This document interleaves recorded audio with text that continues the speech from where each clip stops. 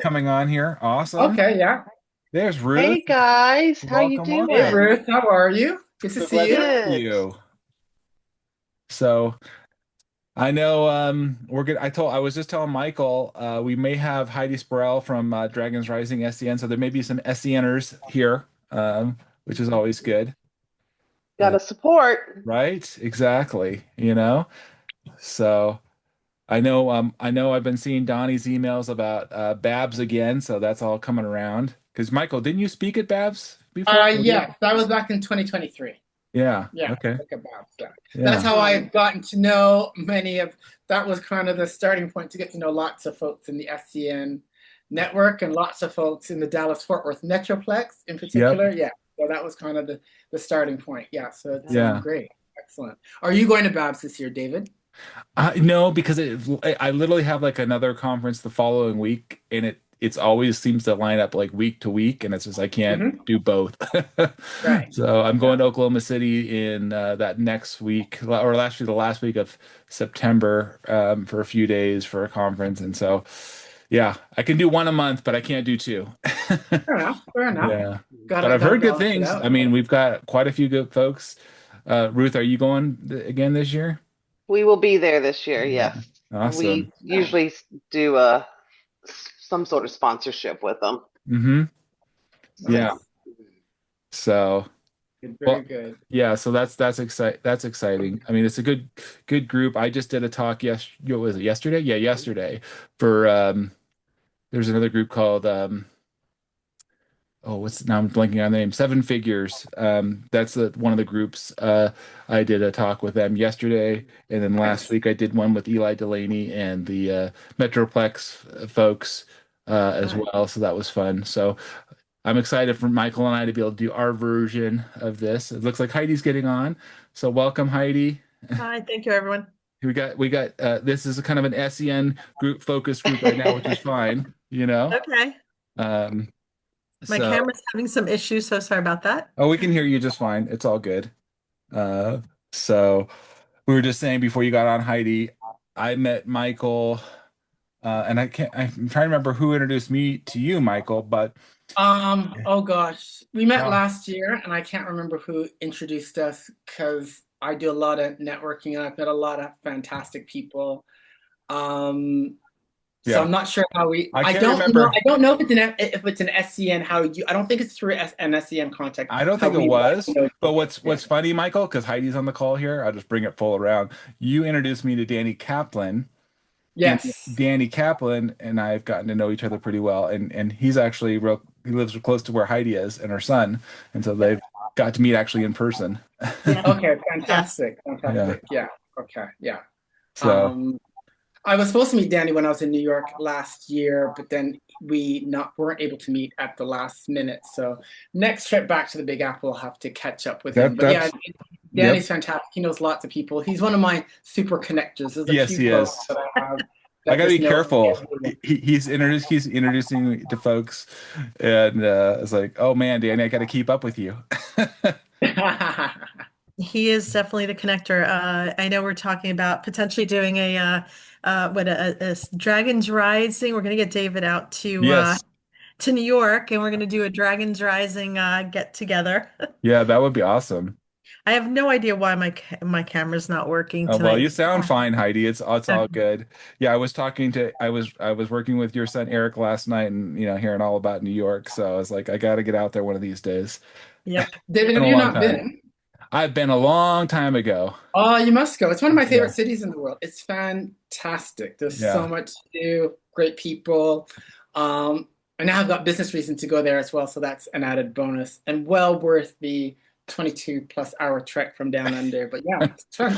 Amazing city. Love it. Love it. Yeah. Michael Welcome, and Earl. Ruth. Hi, Earl. Michael and Ruth, where are you located?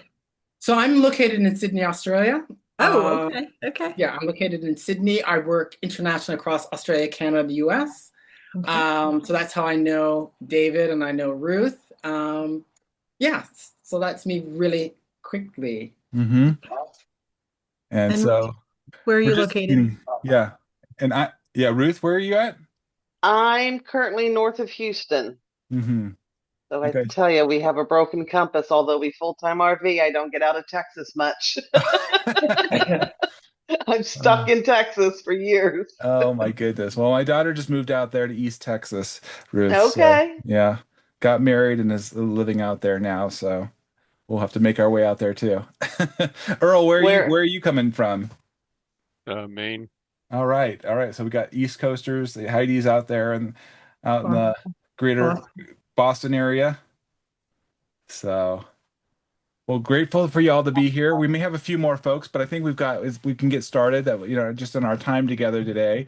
I'm going to kind of facilitate and host with Michael here as we normally I do a lot of these business roundtable podcasts, but Michael and I were talking. We said, why don't we do a live event and actually give up people to ask some questions, engage with us, and have a little bit different experience. So I'm excited. Michael and I have been talking about this for a while, and we come at this from different angles, and we thought, let's just come and bring this out, see how we can bring some value and help folks and see where they're at. So just to kind of give you guys a lay of the land, what we're going to do here is really go through looking at some of the symptoms, whether in your go-to-market strategy, your leadership, where those are, how do you diagnose those issues that are coming up, and what are those constraints, and then what can you actually do about it? And then we'll have some questions and answers. So before we get into that, though, I'll give you a little bit of background on Michael. First, and Michael, I'll do a little intro, and then you can certainly build on this. But why I wanted to have Michael come on here is because you just mentioned Michael being international business to business.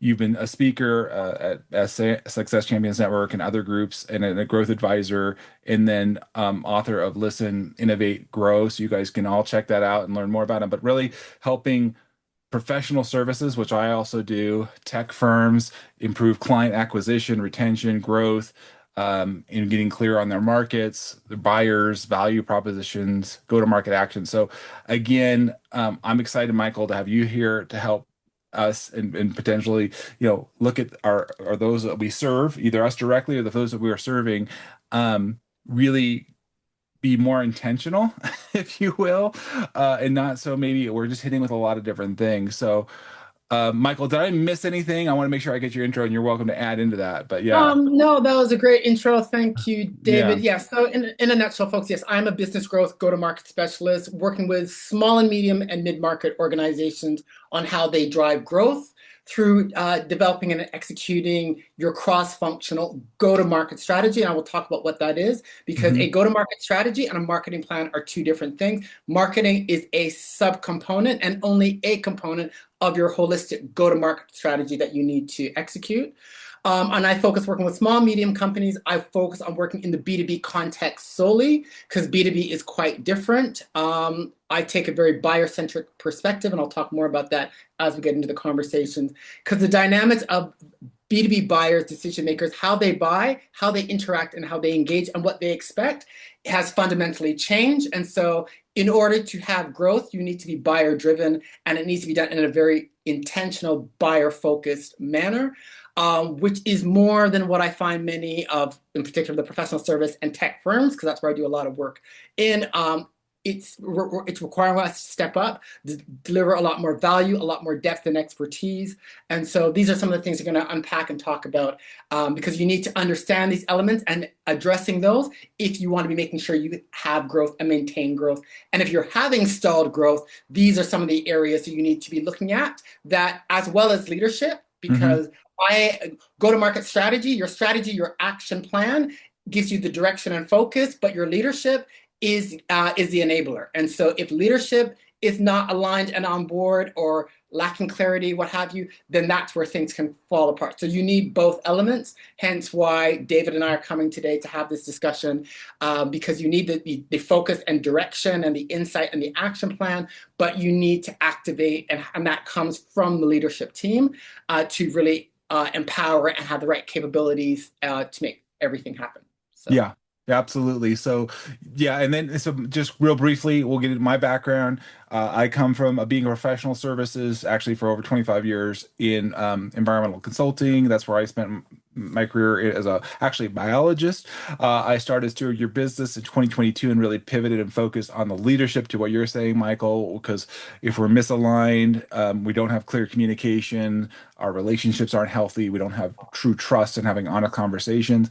All the things that you're trying to do, Michael, which are very valuable and important, don't actually happen because you don't actually execute. You're not making that happen. So that's where we want thought, okay, let's bring up the conversation about it's at some point in most businesses life cycle, Michael, I'm going to come back to you. There is some kind of point where there's a stall. There is something was working and it's not working anymore.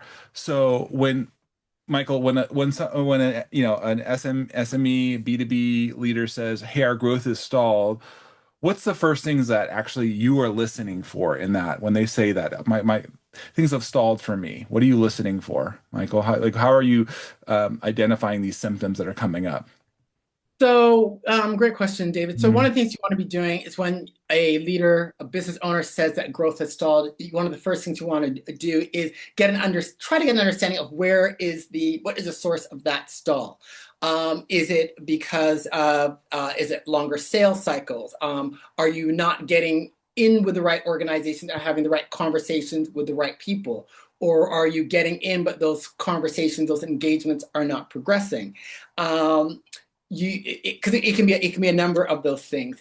Is it longer sales cycles? Because that is something that is quite problematic in B2B. Even if you're selling SMB to SMB, there are more decision makers that are being involved, particularly as you're becoming more complex solutions, bigger dollar solutions. Hmm. So if you're selling IT solutions around AI or consulting, what have you, even in an SMB to SMB context, more decision makers, more cross-functional decision makers are involved. So hence it could be longer sales cycles. So it's about really trying to ascertain what are some of the issues. Where is it coming? Is it where within that sales, within your business development activities at a certain point in time, is that an element, or is it something happening internal? It could be internal within your organization. So doing that listening and having a bit of that, doing a bit of a diagnostic to understand where that stall may be coming from is quite important, which we'll talk about later on in more detail as well when we talk about reset and what you need to do. Hmm. So, if so, where they're or needing your help, Michael, because you listed a couple different things in there. Where, where do you see firms often misdiagnosing the issue? They think it's this issue, but you're saying, okay, it's really not that. And I think there's like a lot of activity that gets spun up sometimes, and this will get to leadership too, where they're pushing harder on people or something, and it's like that's not the problem. Where do you often see businesses misdiagnosing this? Okay, so it's funny you say that, David, because often I find in terms of the diagnosis needs to be a little bit more in depth, and often it's very kind of rudimentary. Often, what I've been hearing a lot, and if I reflect back on the past 6 months with clients, prospects, it's we need more leads. We're not getting Yeah. enough leads. Hmm. So Hmm. it's automatically defaulting to activity. A lot of activity around business development. We need to have more leads. We need to do more networking. And so that often tends to be the default with Yes. very little actual diagnosis interrogation to say what is going on. Because it might be leads, but it could be a number of other things as well. The decision-making cycle is quite problematic in terms of longer sales cycle, more people being involved. And that is something that is happening in many sectors. If you're in the technology sectors, if you're in complex solutions, bigger ticket offerings, that is often a key issue, but often that's not looked at to see, well, if there's more decision makers involved, do we need to be do we understand the needs and priorities of, for example, let's say it's a tech solution and the decision makers are involved now, or let's say people from technology, the COO and operations. So there you've got folks across finance and operations involved. Do we understand what are some of their decision drivers and priorities if they are decision makers involved? Are there certain things we need to demonstrate, proof points, discussions we need to have with them to move the dial?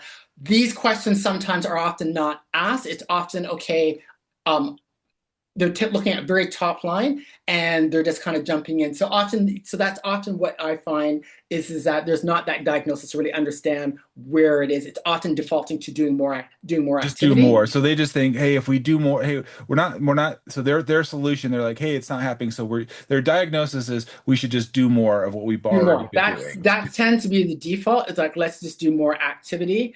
And often it's very at that top end around trying to, get, just trying to get more conversations, getting more leads. Often I'm hearing, that's often what I'm hearing is coming through as what is the automatic default. But it's around activity as opposed to diagnosis to understand what's truly going on. I think that's really powerful, Michael, because you're kind of like they're looking at this, but they're not slowing down enough. And I think somebody like you coming in to is starting to understand, has the market shifted for whatever reasons? Like you're doing this deep dive, right? As to like that maybe people's And buying habits have shifted, you know? so David, you are hitting on a very important point there. Have things shifted? Because that is one of the things that is happening quite a bit across B2B. There are a number of changes that are happening in terms of there may be more decision makers involved in the process and cross-functional. And so when you're talking to someone from finance and operations, some of their priorities and criteria will be different from some potentially from the CEO point of view, or if you've got, let's say, your chief strategy, chief marketing officer. So your different decision makers will come in with a different lens of things that they're looking for. Are you aware and cognizant of what these priorities are? Also right now, lots of businesses, David, I find are going through transformation and change. So their priorities focus and their requirements are changing. It could be because they're growing and they're going from phase 1 to phase 2. And so their needs in terms of capabilities, knowledge has changed. Are you aware of what those new priorities are? And are you shifting to meet those priorities? Because that is something I'm seeing quite a bit of, where there's a bit of misalignment, because in the past 12 months, businesses are now, they might be acquiring new companies, looking to go into new markets. Hence, what they're requiring from their product and service providers has changed. Are you aware and are you delivering to those? Does that result in new gaps and that are being underserved, not met, that you're not delivering to service levels, what have you? So making sure you understand what you're at an industry market level, but also within your clients and prospects in particular, what is happening, because there is quite a bit of shifting because priorities, focus are shifting. So are they shifting? Do you understand those? And are you responding and meeting to those new requirements? Yeah, you unpacked quite a bit there, Michael. I think when we're getting this place of, like you said, there's a lot of changes, AI, there's other requirements. I'm thinking here in the States, the federal government has this whole CMMC certification for tech stuff that security, and it's a long process, and these things are shifting, and so it's over. Kind of gets it's can be daunting, but can you as you're helping folks, where have you found companies where they recognize, okay, they at least they recognize maybe we're not diagnosing the problem well, or but where have you found you made the most impact, Michael, for the companies that get this? They understand that hey, we're off, we need our help, we need help with the go-to-market strategy. It's not just more marketing. Like, we understand this. Where have you found companies to be successful with you?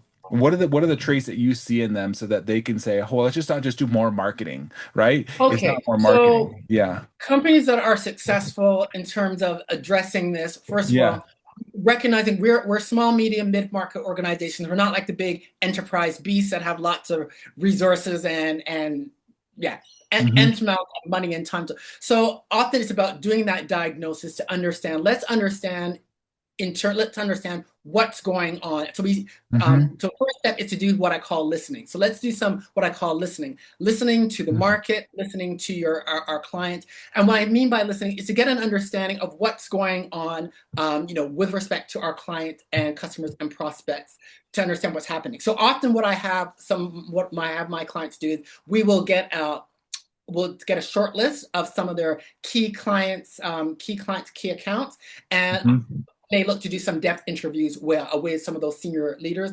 cross-functionally to understand where they're at now, where they're looking to go, what's changed. And so typically we'll do that to get that buyer in-depth level, because those depth discussions, and they don't have to be very long, David, but I've done 30, 45-minute discussions with, a cross group of leaders within an organization to understand. You will unpack, and can very quickly find out what are some of the shifting current priorities, what's changing. So doing that with a bit of a cross section of your clients to understand, okay, where are the gaps? What are we missing? And then picking one or two areas that you think you can focus on, given the priorities that you can focus on, and then working out a plan of how you're going to address those. So it's not about trying to boil the ocean and trying to do all things to all people. It's really around, trying to identify what are some of those key priorities, what's shifted, what's missing, where there might be misalignment for some of your key clients and prospects, key targets. And then picking out what are one or two areas we're going to focus on. Is it, for example, your service and support? So in a technology environment, if you're delivering technical solutions and you're delivering, let's say you're an SMB mid-market and you're dealing with enterprise as some of your clients, your service level guarantees, your capabilities of what you're able to do and how you deliver need to be at the utmost highest level, needs to be spot on. Have there been shifts? Perhaps we need to focus on that. So then you'll come up with what are one or two priorities, and then develop an action plan of how you're going to work on that and address it, and then take action, and making sure everyone's aligned. Has the action plan, there's ownership, making sure everyone's aligned, so that you can execute on that. So it's doing that internal, doing that diagnosis from a market level, client level, and also internally, because you need to understand, in terms of your resources, your skills and capabilities, and then mapping out what's important, where you're going to focus, and picking a couple key commercial priority areas and working on that. But that's where, as well, David, and this is where I'm flipping it back to you, leadership plays a key role, because leaders need to be aligned in terms of understanding what are the priorities, what are going to be the priorities from a client perspective, what are those key initiatives, rounding up the troops, making sure there's ownership and accountability, and helping to drive it forward. I would say, to your point, one of the things I do, Michael, in my own way, is doing kind of, I call a leadership audit, and I'll look at some of these different areas, like you said, communication, capacity, execution. I'll give you an example of one where this is a previous company I was working for, and I remember they're like, "What's your sales goal for next year?" Okay. Well, it's kind of like was in a vacuum. I kind of understood. I knew existing clients, I knew sales, I knew my clients at that place, Michael. But I was a company of about 130 people. We had different services lines. And to your point, I felt a disconnect between the leadership. I had some kind of vague idea, but I didn't know the overall strategy, right? So if I'm just picking this in myself, it could be, at odds. Hopefully, it's not terribly at odds, but I mean, it's certainly, we could be much more focused, what you're saying, Michael, and even in my own business, what you're saying as far as who your target is, your buyers. If you have multiple ideal clients, avatars, right? And you're trying to do all of these different ones at different levels. It can be very confusing. What's the whole sales process? How are you bringing them in? And, and I've had to look at that myself, especially as an early entrepreneur. Hey, I want to service everybody. You're like, no, that doesn't help. It doesn't work.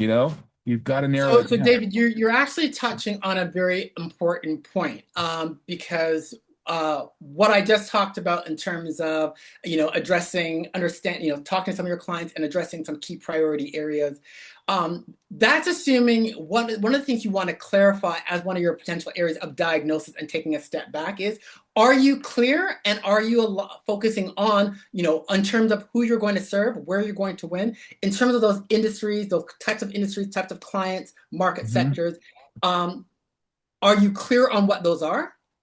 First of all, are you clear on what those are? And do those make sense for the business?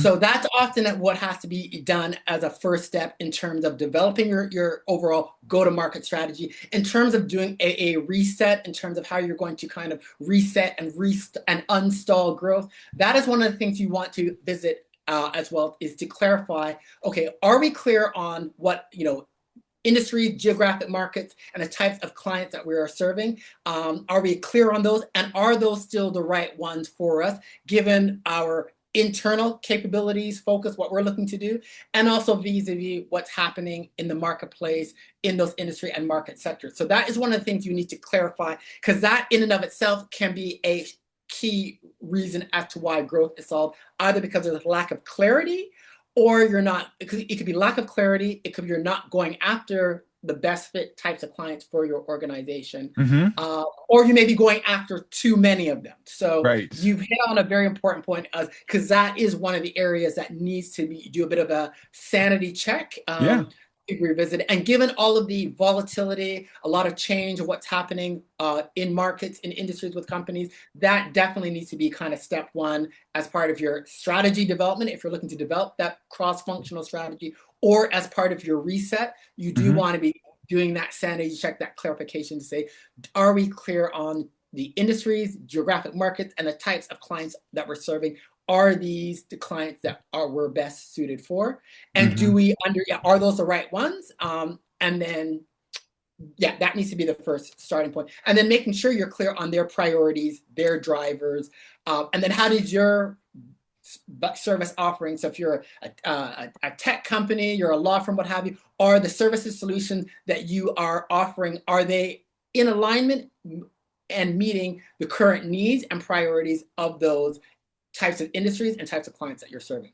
Yeah, definitely. And that's something where, to your point, Michael, I've come in, and even in previous companies where you have project manager or somebody in a position where they're like, oh, I really like this client, but you look at it and it's like, it's not really that profitable. We're taking a lot of resources there, and there may be something new that we could do, but they're like, we only have so much to pull from. And so from a leader, you have to say, yeah, I know we've done this work historically. It was very more profitable in the past. For whatever reason, it shifted. There's more burden, maybe more regulation or other things coming in there. And so to your point, Michael, the leader has to make tough conversations sometimes, and sometimes there's an avoidance. In my experience, sometimes they don't want to have those conversations, and it's very costly.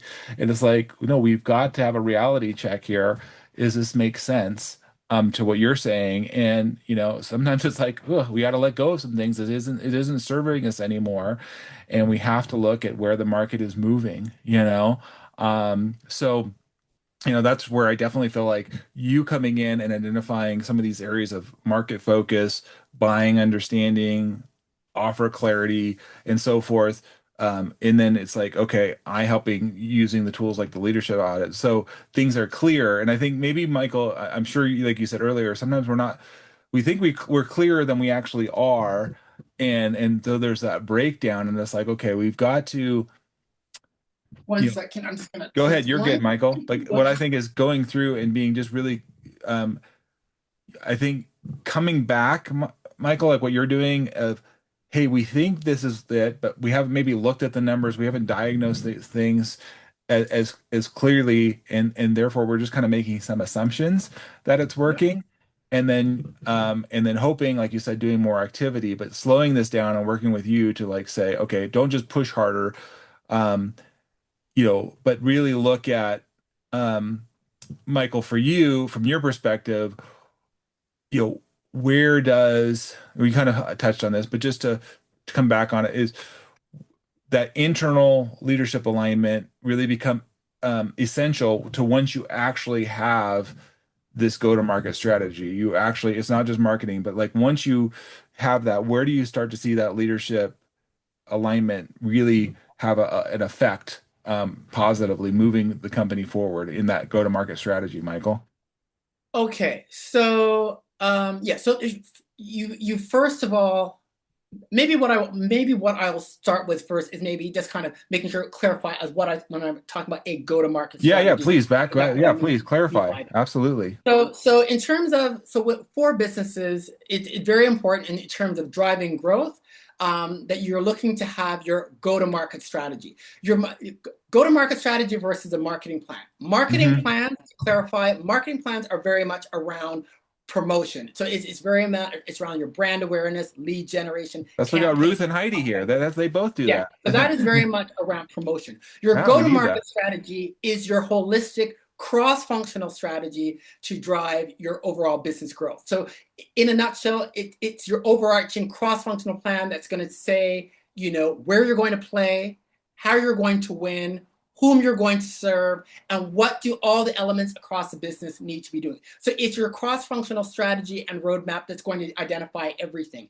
Where are you going to play? So what industries, what geographic markets, what kinds of clients, sectors you're going to be serving? Are you going to operate in fintech? Are you going to operate in SaaS? Are you going to be working in travel and tourism? So making your clarity on your market focus. It's about having your buyer understanding. So you need to understand the priorities and drivers of what's going on in those industries, but you need to understand in those organizations that you're going after. So let's say you're targeting second-tier banks. Do you have an understanding of the decision makers and who they are? What are their priorities? Mm-hmm. It's about your go-to-market strategy is completely holistic. It's about your product and service offering. So what are you offering in terms of your product, services, and solutions, your service and support, your client delivery? What are the channels that you're going to be looking at? So it's your full end-to-end strategy that is going to drive revenues. So this is not just around growth. It's your framework, your roadmap, your plan to drive your market entry, client acquisition, client retention, and expansion,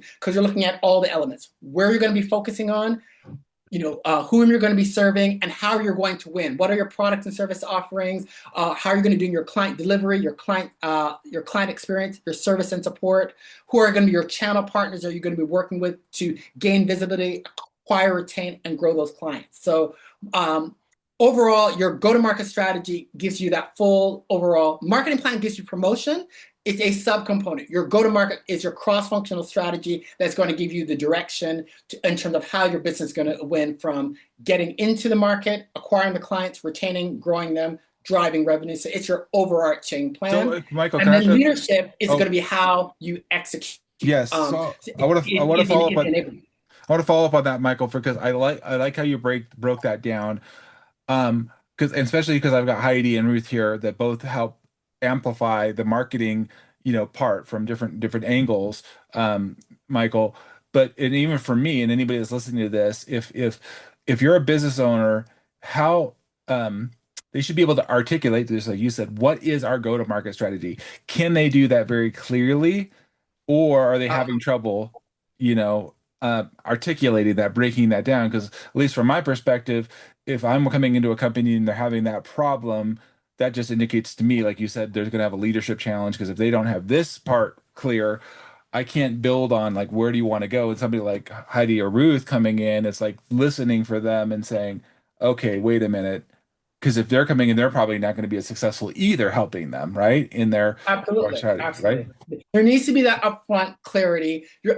The leaders of the organization have to be able to say, where are we going to play? So we're going to be playing in the going for second-tier banks in the northeastern United States. Mm-hmm. And how are we going to, who are we going to be served? So that's where we're going to play. How are we going to win? We're coming up with new cybersecurity and AI solutions to help drive organizational implementation. Who are our buyers we're going to be focusing on? You need to be able to have that clarity. Where you're going to play, how are you going to win with these offerings? Who do we have to focus on? In these second-tier banks, we need to be tapping into chief information officers, chief operations officers, and the CEO. I'm just kind of making this up on the fly. And how are we going to engage and connect with those folks? Well, by having an understanding of where some of their priorities are around, let's say, cybersecurity, AI, we're going to be looking to tap into certain industry groups. We're going to go to certain industry events where these we're in operations, cyber, where your information officers or operation officers are going. We're going to be having events where they can come together and get information, insights. So you need to have that real clarity on where you're going to focus, who you're serving, how you're going. If a leader cannot articulate that, then that's a problem. Then that's an issue. Yeah, absolutely. Yeah, they have to have that clarity, and they need to be able to also to say, what are we going to be focusing on in terms of what we're going to be focusing on. It might be coming up and promoting this new specific product offering that we're going to deliver. That is going to be a key area of focus. So they need to be knowing who we're serving, how we're going to win, what are the priorities, what gets the focus, and then helping to round up the troops on how we're going to deliver to that, and making sure there's ownership on who's going to be driving the product development, who's going to be driving the whole client delivery, service, and support, and making sure everyone's very clear of the priorities, what are the key initiatives we're focusing on, Yeah. and who's going to be the action owners. Right. Right. And to your point, so that that means if they do have those things, yeah, what's your role? I work with small firms typically, Michael, between 2 to 3 million to 17 million in revenue, something like that, where we have to know who's in the business development lane, who's going to, because I do a lot of professional services, right? Who's going to be nurturing those client relationships and so forth.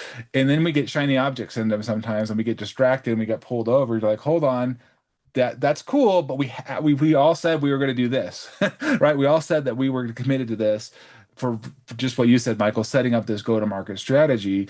And so, it's important that you have, it's not that you can't change, it's just you got to be very thoughtful about it if you are going to change, your strategy or move, because obviously it's going to cost time and money, and then you may not be successful in either. And so to me, that's really important where the leadership part comes in helping make sure that this happens, Michael, like you're saying, because I've seen this happen in not just in go-to-market strategies. I've seen this happen in, hey, let's roll out a new enterprise resource planning software platform or whatever. Oh, okay. But then we don't have everybody aligned in it, and not everybody uses it. It breaks down, and then we spent this money, and then we shift a year or 2 or 3 years later, like, well, let's just do something different. I'm like, why? Why? Well, we start these initiatives, but we don't actually follow through. And so part of as I want to get to in a few minutes here is like kind of our trajectory of how can we look at get there.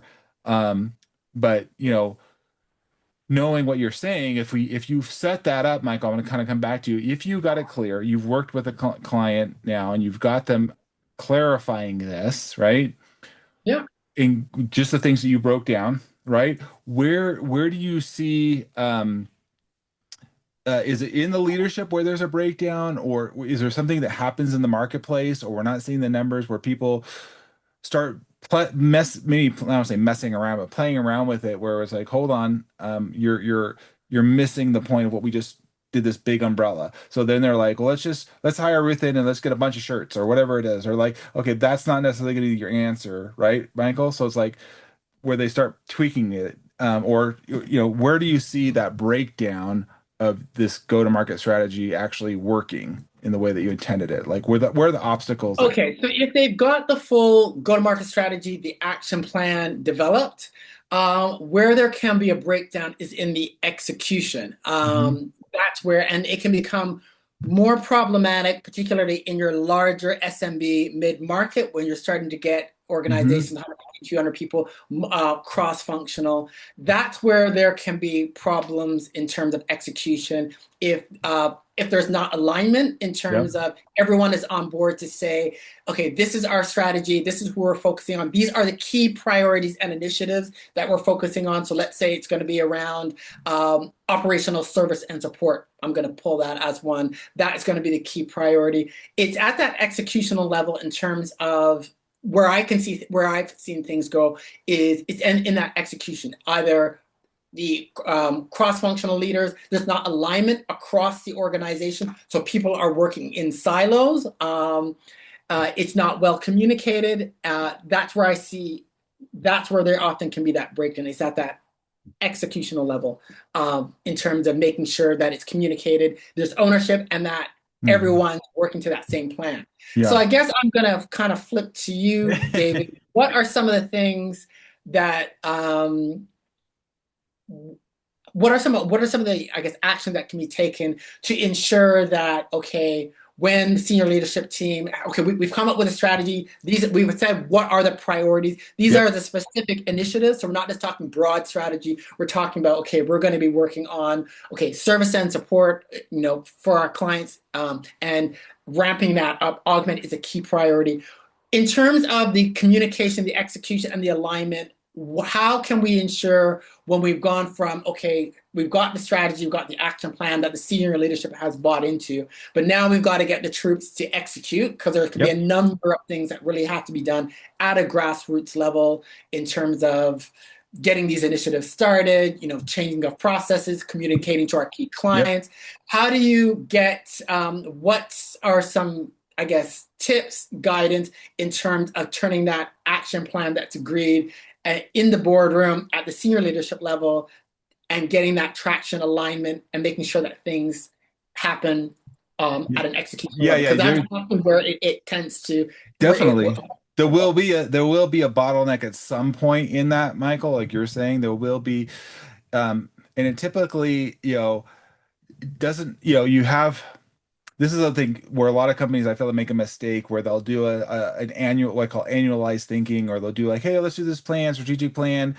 They do it, everybody meets, and then they don't go back and look at it regularly. So this is something you have to set up in your culture and organization of like, we're pulling this up regularly, and we're doing this in our meetings, we're doing this in our conversations, our emails, and so it has to be very, your point, Michael, very intentional in my experience, and it could be in a variety of different ways. And I'm not going to give a silver bullet, but what I will say is you have to definitely have champions, for sure, that like, who are the champions that get this and how are they going to inspire and communicate. And some people are better at communicating the message, quite honestly, than others, and that's okay.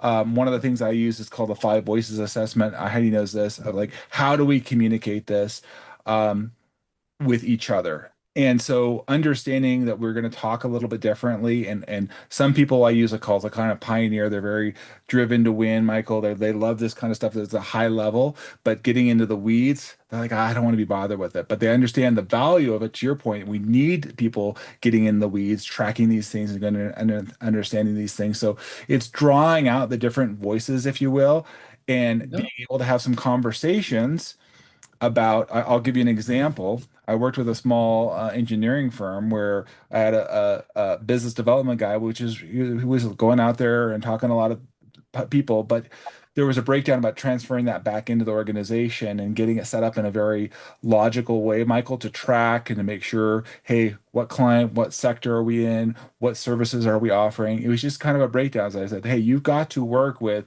this particular individual. She was very detail oriented, and there's some conflict because she was asking about any of these things. He's like, oh, this. I'm like, it's like, hey, we've got to reduce that conflict so that we can actually grow and work together and look at the ultimate goal here, Michael.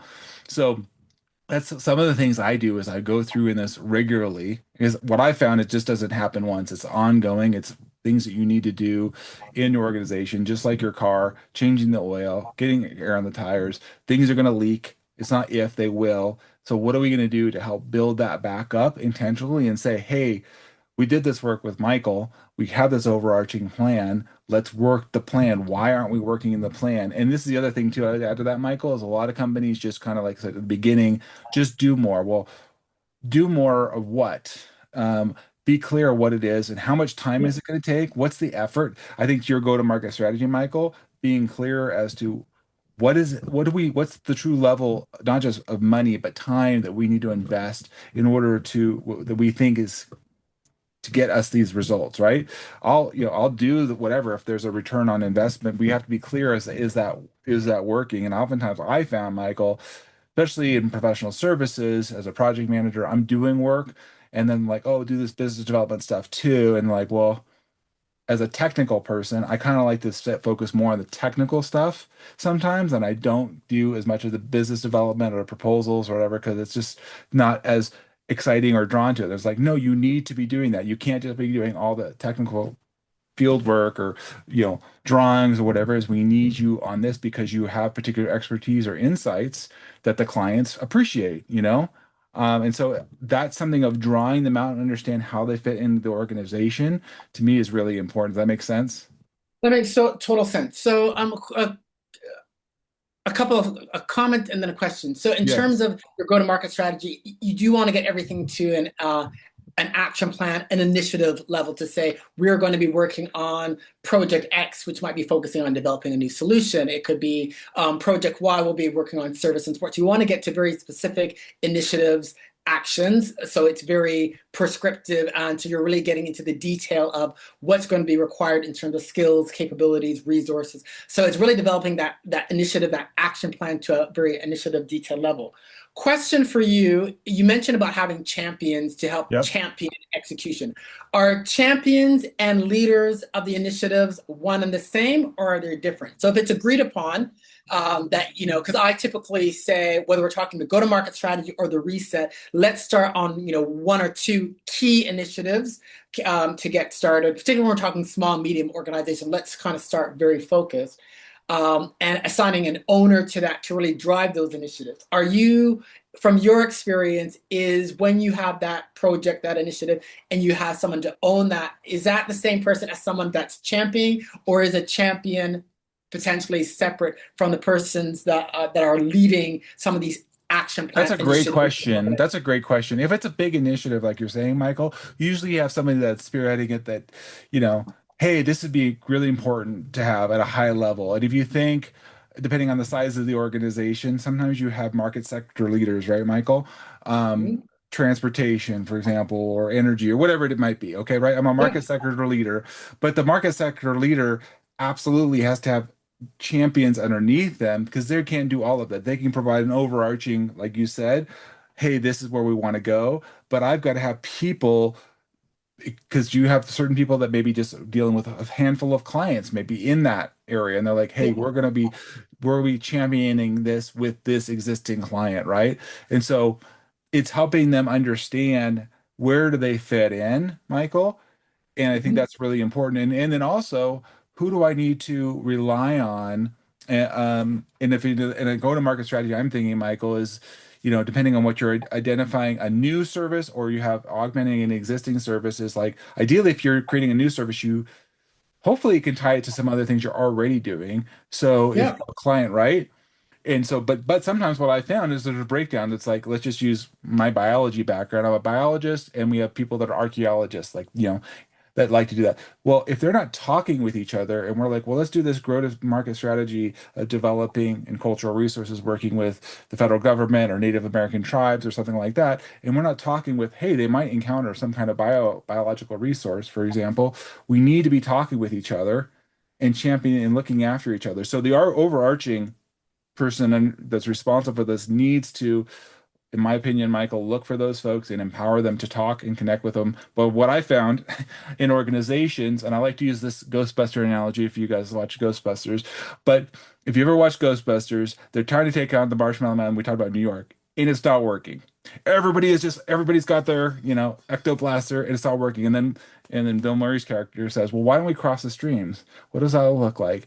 And so, well, oh, I don't know, we could do that. I don't know if we could do that. Yes, we could do that. But it takes sometimes somebody to like recognize that, Michael, to your point, and say, we need to cross the streams. We need to come together. It will be much more effective if we do that. And so that's a true leader, Michael, though, because a leader is recognizing that if I'm just an implementer, I'm kind of stepping back. And that's where more companies need leaders to say, oh, something's amiss here, and we need to bring these folks together. So that's what I love to do. I kind of like to say I bring people together to accomplish great things, and I get out of the way.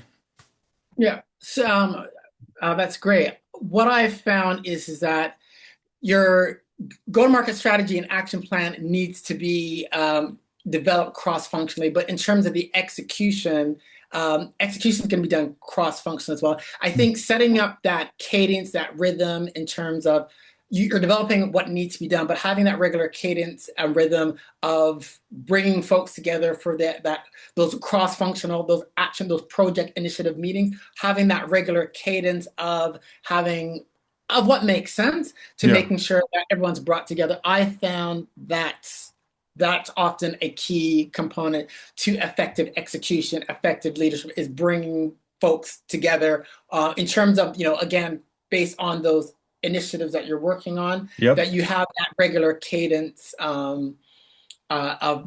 bring those members, those participants together to be making sure that they're working through, they're communicating, cross-pollinating, what have you.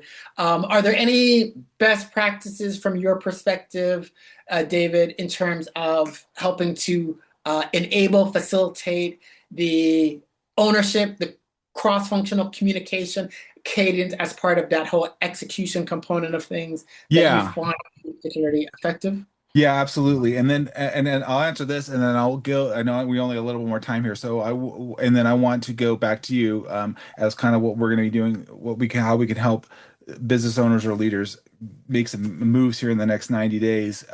But to your point, Michael, yes, and there's again, I found kind of two schools of thought in this, oftentimes where some people will say, "Hey, we have too many meetings. We don't want to have any meetings almost." And some people we want to have a meeting for everything. And I think it's trying to find a right spot of what's the cadence and the touch points in the culture in your organization. And there's not a one size fits all. I'm here, in California and the States, and there's a big push. Well, we need everybody back in the office because there's been a lot of people in remote. It's way out, many years after COVID. But for what point? Because I don't think that's just an activity. It's not serving us if we're not talking with each other and I'm just sitting in my cubicle and you're sitting in your cubicle and we're not being intentional. So to your point, Michael, I think you have to be intentional and ask yourself the questions. I'm happy to provide a resource here if anybody wants it afterward. But like, why are we meeting? What are we trying to achieve? Being very clear about this. Who needs to be there? Setting up some time for these things. And if we can't cover it all in that time, that's okay. We just have to recognize I'll say what's a parking lot item or some things like that.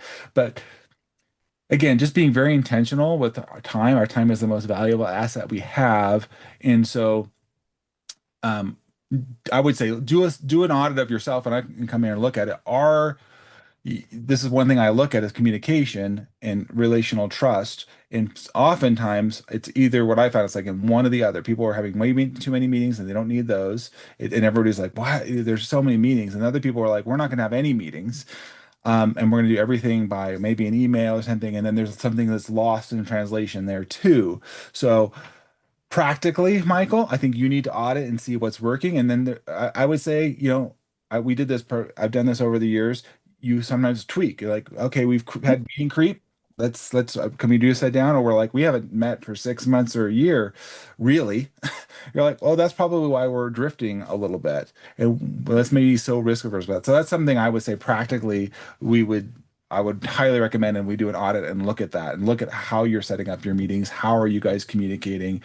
Um, yeah, yeah. Well, I So, think that's great advice about being intentional about setting up as part of the whole action planning, yeah, setting up what the comms, the communications need to be, setting that up front, but then to revisit that as well to see, does that cadence make sense? Does that need to be ramped up or ramped down? So I think that's really valuable advice about doing an audit, revisiting the cadence in addition to the actual, action planning projects around your initiatives of what you're actually doing, revisiting the cadence as to how and how frequently you're meeting. That makes a right, lot of right. You sense. have different people coming in. You mean Yeah. you may have started this plan, right? Go to market strategy, and maybe you didn't have a market leader when you did this, or you knew you had to hire a key person, Michael, to help you grow the business, right? Or key people. Now you've got how do I integrate those people, right? What does Cool. that look like? Because they weren't there when you originally did this go to market Yeah. strategy, but obviously you brought them along. So I want to turn it back to you here in the little bit of time we have left, so that if Heidi and Ruth have a question, they want to jump it in, or anybody else has questions if they watch this after our recording. But we're recording this here middle of June, summer days, but we're going into Q3 and in the second half of 2026, Michael. Yeah. So what would you say to a leader right now that is, realize, okay, things are stalling. They've stalled Yeah. out. I'm seeing a trend now, so that they don't waste time doing more of the wrong activity. What would you say over the next, say, 90 days that they could do practically to, start to shift this stall to growth? So great question. So what I recommend, and I'm going to be starting to do with some of my clients is what we call the 90-day reset. Mhm. And so basically what you want to be doing is you want to be doing a couple of things. First off is what I call listening. So you want to be doing, and I alluded to it earlier, you want to be doing some listening to the market, to your buyers, to your clients. So, what does that mean practically? For your organization, who are your top key accounts, key clients? Look to set up some meetings with them. If you can set up some meetings with some of your key prospects who you are hoping to bring on board but don't have yet, and set up and have that 30, 45-minute meeting, be it online or in person, because you want to understand where are they at today, what are their current priorities, what are their key priorities, what are their key challenges, what are they looking to do moving forward, making sure you're very clear on that. So doing that with a cross section, ideally, of some of your key clients, some of your prospects. You might even want to if you've had some clients that have left, you might even want to engage those as well to understand those who have left, what would it take to bring you back? But doing some of that market, that client listening. Also stay on the pulse of what's happening from an industry market perspective as well. So, tapping into your industry professional associations, they often have, their newsletters, half-year reports, skimming through those from a very practical perspective to understand, what's going on, what are some of the key priorities, key issues, key trends that you need to be on the pulse of. So you want to be doing that external listening, and then doing some of that, bringing those insights, workshopping it, and sharing it with some of the key leaders of your various cross-functional areas, products, operations, client delivery, service, and support. So everyone has an understanding of, okay, our buyers, our decision makers of our key clients, what's a priority to them, what has changed, what are they missing, what are they needing, and making sure that everyone's got a clear understanding of that external landscape. So those are some key important practical actions that you should be doing, and then also doing some internal listening to the firm as well. So reflecting back on the firm in terms of, well, what are your key goals, your key priorities? What are your capabilities? Looking at your product, service, solutions, offerings, the service and support, client experience, how does that, in terms of what and how you're delivering those things, how does that map to what the current priorities and drivers of your clients are? Are they still aligned? Are we missing things in terms of the kinds of products, services, and solutions that we're offering, the kinds of advice that we're offering? Where are your clients looking for value? Is there a match? Are you missing things, or are things that you have only been doing a little bit of that you need to ramp up more on? Or are there certain elements that you've been focusing lots on that you may need to scale back? And so doing that internal sanity check to see that are your product services, do they marry up to what the current needs of your clients are, and looking at what's going to be, and given where there are gaps, what's missing, do we have the right skills, knowledge, and capabilities? So this is some practical things, which you'll probably do through a couple of maybe workshop sessions. And again, they need to be cross-functional because this is going to impact a number of areas.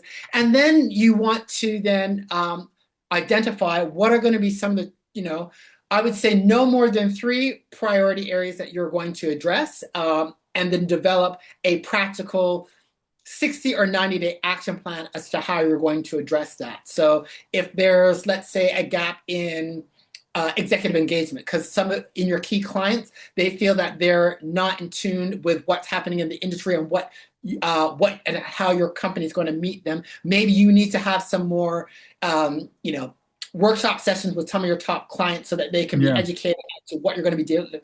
And so maybe you need to set up some client workshops. So that might be key initiative number 1. Second one might be perhaps you need some issues around service recovery because you've been dropping the ball bits. So we need to ramp up it. So identify 1 or 2 key areas and then work out the detailed roadmap of what specific actions need to be done in that time, by whom, who's going to own it, and work through. So it's very much around getting a current up-to-date pulse on where your clients and buyers are at, what's changed, what's important to them, taking a look internally, okay, are we in alignment with where our clients are at, where they're looking to go, and then identifying what are 1 or 2 key areas that are going to be key that we need to address, and then working out a 60, 90-day action plan and a detailed plan of what are the specific things that we need to do, by whom, by when. And then this is where leadership needs to come in, Yep. and we've got the owners that they're going to own that action plan, because I'm very big on action plans, because that's how you get traction. This is the action plan. Make sure it's agreed upon. It's communicated to all the right stakeholders. Yeah. And we're going to work to that action plan, to those activities, to those timelines. So that's a very practical way. But it's about stepping back and doing some of that that listening, internally, listening externally first, and working out, identifying where you need to focus on, and then mapping out your actions around that. And the actions could be, depending on where the growth is stalling, where the problems are, it could be internal, it could be external, but it's doing that upfront listening and assessment, and then mapping out a very pragmatic action plan that's very action oriented, and get communication around that, and then executing to it. So I'm going to give you an opportunity, Michael, if you want to drop anything in the chat here for those on the Zoom to follow up with you. I know you have your email newsletter as well, and you send out some great content and resources there, which is awesome. And so for those that you are listening or watching and you want to follow up with Michael, or somebody that would benefit from talking to Michael, please go ahead and reach out, and we'll have all that here, and I'll put it in the show notes, if you will, as I was saying, my podcast in there as well. But to your point, Michael, I really like the listening. What stood out to me as you were saying that was, and I was actually just being challenged this yesterday with my own coaches, like looking at your existing clients, are they making introductions or referrals for you? Why or why not? Like to your point, Michael, listening is what's coming up for them. And I really like that inquiry, especially the companies have left, but also the companies are still with you. Why are they still with you? What is it that they really like? So you want to obviously keep doing those things. And what are the things that are like, well, I have this problem and you guys haven't solved this, and maybe I didn't even know you could solve this problem or whatnot. So I really like the listening and slowing down to get that perspective, Michael. I think that's very And David, powerful. that listening is quite important. And that listening, it's to be very diagnostic, because it's really, and you want to have it from a decision maker perspective. Those who are going to be involved in making the decision, whether I go with your company or Ruth's company, we want to have those decisions, and we want to understand what are their priorities, what are their drivers, what's working, what's not working, and really getting into the weeds, because you will unpack. I guarantee I've done many of those. You'll unpack and come up and identify some key things that are missing. And often it's not necessarily things that are very difficult to fix, but these, from a client perspective, from a buyer perspective, are quite integral. And so you'll gain some really good actionable insights as to what you need to do within the organization to meet the requirements. But it's very important that you do it at that decision maker level. And it's about really unpacking what's working, what's not. What are your priorities? And you need to do it from a decision maker level, because the decision maker sometimes, particularly when you're getting into larger SMB or larger mid-market, some of those folks who are making the decisions are not necessarily involved in the weeds as some of the users of your services, your solutions. And so there can be a disconnect. They may not be aware of the capabilities of what you're able to do and the added value that you can provide. You need to be making sure that they understand and they are aware of what you're doing, what's coming up, how you're able to deliver value, so that when it comes time for renewals, when they're thinking about looking to get additional services and offerings, that you become part of the solution set, and that you do not get left out because it's assumed that you don't have the requisite skills, capabilities to deliver. Yeah, I know we're just wrapping up here, and I really appreciate Heidi coming on, Ruth. And I want to give you an opportunity. I don't know if you have a question, but if you do, Heidi, I know you just came off mute. So did you have a question or feedback for us? No, I think this was great. I agree with everything that was said. I think one of the things, and I've been in my own business for 15 years and client side 20 years. But one of the things, and I've worked for a lot of tech companies, that's a big part of my background. One of the things that I do see that I think is a really big problem for small to medium-sized companies starts at the CEO. Okay. They do not sometimes want to listen to staff that are coming on. And are experts, whether it's a salesperson, a product management, product marketing, whatever it may be, because they created the product or they created the service. And they get really, well, I know best because I Mm, created. I've seen this over and over again, and they don't want to listen. They don't want to understand the marketplace, even when they've hired experts who are in the marketplace. They don't want to accept that.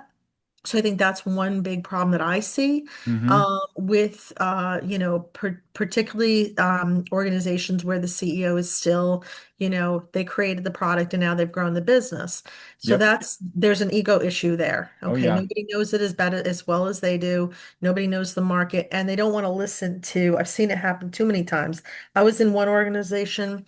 We were their my business, my firm was their marketing company for 12 years when they started with zero revenue, and when they were sold, they were well over $100 million valuation, well over 40 million a year. My partner and I were their marketing team, external. But I watched in that 12 years, I watched over 120 salespeople come in and out the door.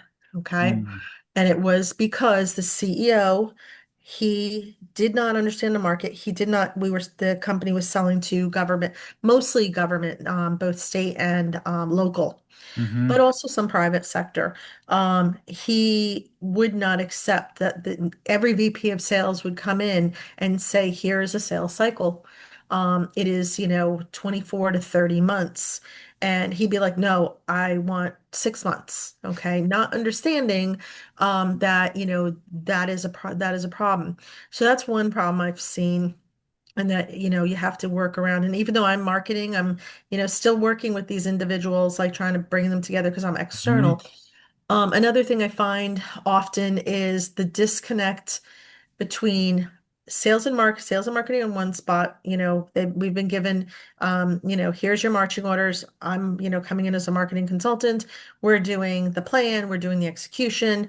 Sales is getting the leads, from whatever activity we're doing. Number one, a lot of them don't like putting them in things like Salesforce. That's a whole other thing for tracking. But the thing that I know over and over again I see as a problem is that product development does not communicate true timelines. So there's sales, and I've Mm, seen this hmm. over and over again, where salespeople are given quotas and they're told you need to go out there and sell. You have this is your requirement for, the quarter, what have you. Um, and then but the product's not ready yet. Okay. Product's not ready yet. And then they have egg on their face, but they're getting the trouble, from the top on why didn't you sell it?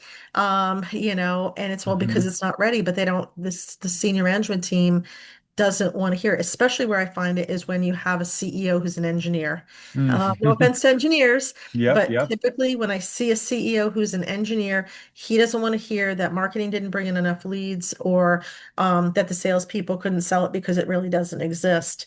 So I see that, and I see a lot of businesses, and this is across B2B for me, and I am definitely more B2B than B2C. Is a lot of times organizations don't know who their buyer personas are. Yeah. I have clients who have been in business for 30 years who literally do not know who their buyer personas are. And we've created their buyer personas and, set market segmentation, industry segmentation. So there's a lot. I mean, I agree with everything that you said. I guess depends on how you approach marketing. I do approach it from a business perspective and looking at all of the elements of business. Versus like, oh, I can do a website for you, or Hmm. Hmm. I can do your, search engine optimization. So I think, that's it. I definitely agree with you that that's really important, but. I think, one thing that's really good, and I recommend this to a lot of clients, especially when they're struggling, especially like when I come in there and I see what's a problem, and I see the lack of communication between different parts of the organization is do a survey, find out from the people, the feet on the street, survey them, find out, what are they really encountering? Okay, why are they unhappy?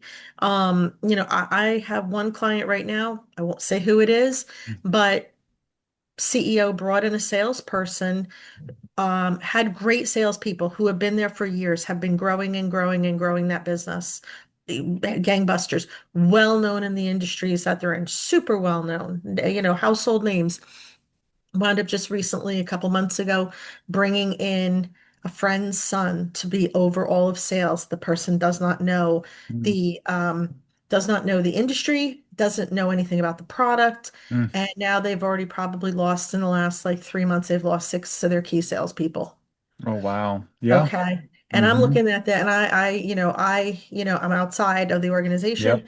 I'm saying to the VP of I literally said to the VP of marketing yesterday, I said, if I was an employee here, I would be really scared because you need sales and you have your key salespeople leaving. Leaving. Yep. And that's a bad thing. Like the people who built this company, this is a problem. I look at the CEO and I'm like, the people who built the company for you from the ground up, you just basically told them, they can go fly a kite because you brought in somebody who was like a friend, okay, who knows nothing. So CEOs, in my world, CEOs need to take hard looks at themselves. Hmm. And recognize that yes, they may have created the greatest thing since sliced bread, but they know what they built. They don't know how to run it. Oftentimes, what I find is they don't know how to run a business, Yeah. Yeah. you know. And I'll just say one company that I worked for, and I think David, you know this about Hmm. me. I spent 8 years at Sony. I was 3 of my years there. I was a business planner and I worked directly for the president of Sony Consumer. And the one thing that I say that company had at that time, not won't talk about them now, but one thing that that Hmm. company had at that time was that when we talk about strategic plans, both budgetarily and, growth, okay, we analyzed, now granted it was a multi-billion dollar organization, but we analyze data all the time, okay? That was key. Like we used to do budget mid-year, every month we did a market trend. I did a market trend analysis, class of trade analysis. Those things, as organizations get bigger, they have to use data. Even in marketing, we Oh, use yeah. data. We use data. So Hmm. I agree with everything. I think you did a great job, Michael. Thank you. And Hmm. David, Yeah. but I definitely think for that small to medium sized business, the communication, the CEO has to open up themselves. At least that's what I see. Oh, I 100% agree, Heidi. Yeah. I mean, they're, if, I have a good friend that he's in a labeling company. He's the president of the company, not the original owner, and they want to get the company. Here's the thing. I think when the mindset changes when not that you have to sell your company, but you want to make your company as attractive, right, to Yep. buy, Yeah. to be sold. And if you're doing that intentionally, like with Michael and you're going to market strategy, it's going to be a healthier place, in my opinion, Heidi, because you want to keep the right good people. But if Yep. it's more short term, like you're saying, hey, I just want to put this person in, or I'm going to make these moves. If it's short term, you're not going to be as it's not going to be as valuable. And like you said, you're going to have people. And I would say I'm 52. I know I work with your son, Heidi, and the Yep. generation, the millennials and the Gen Zers. There's no Wizard of Oz, curtain now. You can actually the curtain has been pulled back a lot, Yeah. so you can see in these organizations. And so now in today's age, and like to your point, Heidi, and I'm going to record a podcast tomorrow with Chris Wessling and another gentleman, Christopher Skinner, on just getting publicly available data on companies and where they're trending and where they're Hmm. looking at, that you can see. And so to your Yeah. point, Heidi, I think people are going to be more choosy about who are the companies they want to associate with, who do they want to Hmm. work with, right? Yeah. And so, if you're a CEO and you're not thinking about that, then you're being foolish because you're only going to hurt yourself in the long run, business owner, CEO, to the valuation of your actual company when the day comes. I mean, that company that sold, like you said, Heidi, could have been sold for a lot more, Yeah. potentially, a And, lot. and the problem was the CEO was so nasty to people. Okay. I can tell you that all the people that left went to competitors. Hmm. Hmm. Okay, and took the knowledge that they gained Right. from this, and from a marketing perspective, my partner and I took this from an unknown with zero revenue to being identified by, Gartner, IDC, Forrester, again, it was a tech company, being identified as the industry leader. Okay. So good technology, forefront of technology, but the interpersonal skills of the CEO and how he treated these people, they lasted a short period of time and literally they went to the competitor. And I'm going to tell you, the company got sold in 2021 and that company no longer, the acquirer let it go. They no longer Hmm. exist because they lost Yeah. all of the talent, everything. Yep. Yep. So, what Powerful can insights, Heidi. yeah, So, so no, thank you so much. I do have to jump. yeah. I have to I give do as somebody well, dinner actually. here. Well, we're grateful. I'm grateful that you guys all were here. I hope this is helpful. Hopefully, if as you listen to this, you can also say who else is somebody else who could benefit from this. And that's why we want to do this. Much like since you both are in SEN, is like how can we help make introductions for each other? Where are folks? Michael wanted it, and I want to do this together because we figure out like how can we help each other. Much like you, Ruth and Heidi, of like where do we bring in other people from the marketing world and so forth. So I appreciate you guys spending some time with us this afternoon. Yeah, thank you. This is great. Yeah. So, any last words, Michael, before we wrap it up? No, this was great. Thanks for the opportunity. Great to see you again, Ruth. Great to meet you, Heidi. Nice And to meet you. yeah, reach out, connect with me on LinkedIn. But this has been great. So thank you for the opportunity, David. But I too am going to have to run because All I've got good. a call coming up. So Oh, well, this is thank you. wonderful. I'll be You guys putting have a this great out rest of there for your everybody. Wednesday. And Yeah. I'll be in touch. All right. Thanks, Thanks everybody. again. Bye, Appreciate you everyone. Take joining care. us. Thanks, Bye. guys. Bye. Bye, y'all.